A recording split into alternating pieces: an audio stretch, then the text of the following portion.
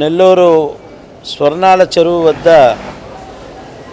ఇరుకలల పరమేశ్వరి సహిత స్వర్ణలింగేశ్వర స్వామి అనాదిగా ఇక్కడ ఉన్నటువంటి ఈ యొక్క ఆలయాన్ని జీర్ణోద్ధరణ చేసి గత సంవత్సరం ఇదే కార్తీక మాసం ఇదే రోజు ఇక్కడ ప్రతిష్టాపన చేయటం జరిగింది. ఆ రోజు ఎంత విశేషం అంటే శృంగేరి జగద్గురువులు శ్రీ విధుశేఖర భారతీ మహాస్వామి వారు కూడా స్వయంగా విచ్చేసి స్వామివారిని దర్శించి పూజించి వెళ్ళారు.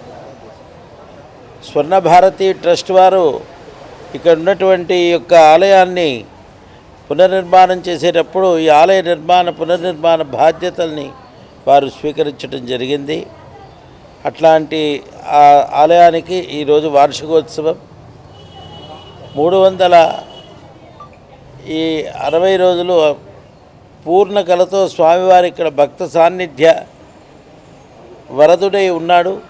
ఇలాగ ఆచంద్రార్కం ఇదే విధంగా భక్తులెల్లరికీ కూడా ఒక ఆధ్యాత్మిక చైతన్యం, ఒక ధార్మిక చైతన్యం ఇక్కడ ఒక కేంద్రంగా ఇది వెలుగొందాలని ఎల్లరి యొక్క శ్రేయస్సుకై ప్రార్థన చేసి ఈరోజు పూజ చేయటం జరిగింది.